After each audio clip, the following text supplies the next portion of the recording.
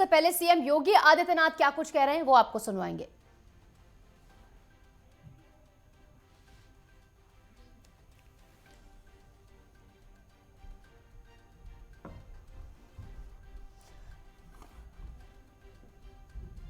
तो बजट सत्र की शुरुआत आज से होने वाली है। 2 फरवरी यानी आज से शुरू होकर ये बजट सत्र 12 फरवरी तक चलेगा।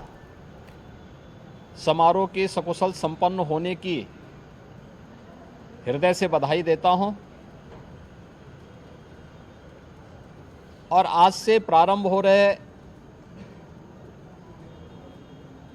वर्ष 2024 के उत्तर प्रदेश विधानमंडल सत्र शुभारंभ के अवसर पर सभी माननीय सदस्यों का भी मैं हृदय से स्वागत करता हूं।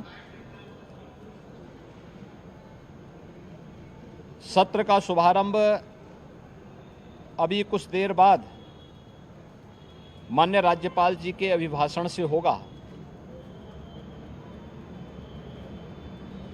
अभिभाषण सरकार की उपलब्धियों और भावी योजनाओं का एक बहुत महत्वपूर्ण दस्तावेज होता है और किसी भी सत्र के वर्ष के शुभारंभ का पहला जो बिजनेस होता है वह विधानमंडल में माननीय राज्यपाल के भाषण से ही शुरू होता है।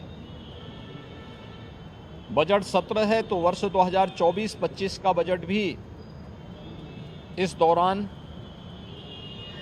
उत्तर प्रदेश विधानमंडल में प्रस्तुत होगा और वर्ष भर के आय व्यय को लेकर के सदन में चर्चा होगी।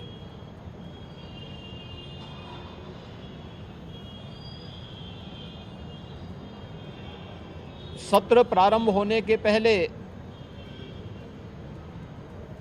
दलीय नेताओं से संबंधित बैठक और उससे पूर्व बिजनेस एडवाइजरी कमेटी की बैठक भी संपन्न होकर के जो कार्ययोजनाएं तय हुई हैं उसके अनुसार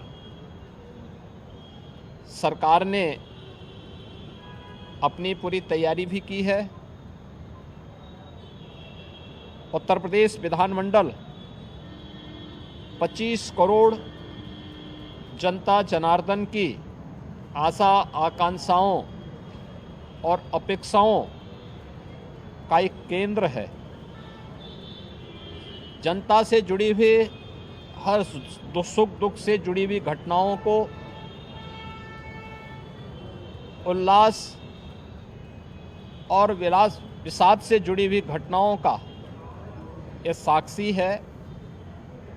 मुझे प्रसन्नता है कि उत्तर प्रदेश विधानमंडल पिछले 5-6 वर्षों के अंदर लोकतंत्र के एक महत्वपूर्ण स्तंभ के रूप में अपनी सकारात्मक चर्चा के लिए जाना जा रहा है।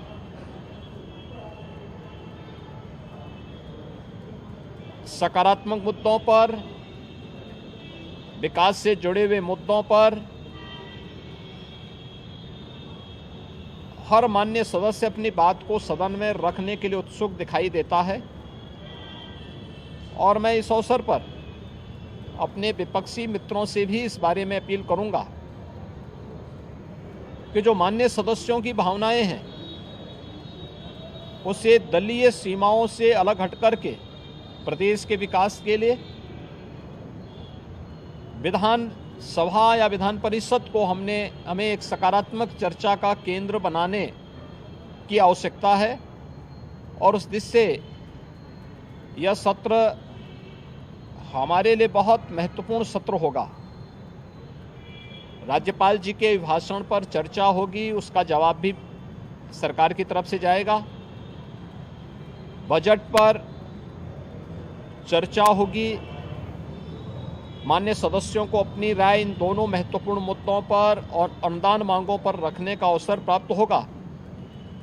इसके अलावा अपने अपने विधानसभा क्षेत्र से जुड़े हुए या प्रदेश के विकास से जुड़ी हुई महत्वपूर्ण बातों को सदन के समक्ष रखने का भी अवसर माननीय सदस्यों को प्राप्त होगा।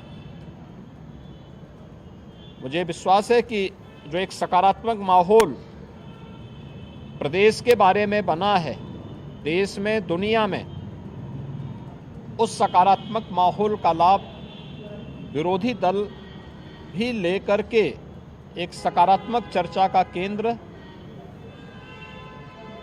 विधानमंडल को बनाने में अपना योगदान देंगे।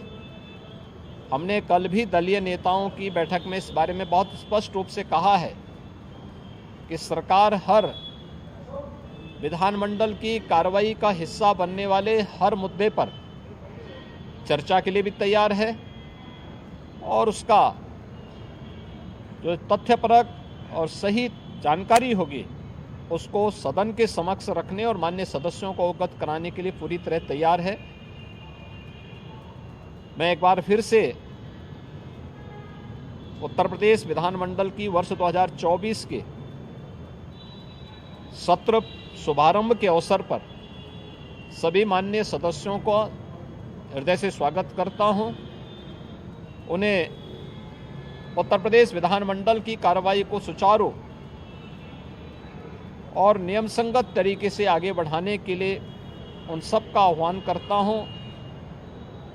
लोकतंत्र के उन मूल्यों और आदर्शों के अनुरूप सत्र की कार्रवाई को प्रभावी ढंग से आगे बढ़ाने में उनके सकारात्मक योगदान की भी अपेक्षा रखता हूं और उत्तर प्रदेश ने आदरणीय प्रधानमंत्री जी के मार्गदर्शन में 22 जनवरी 2024 को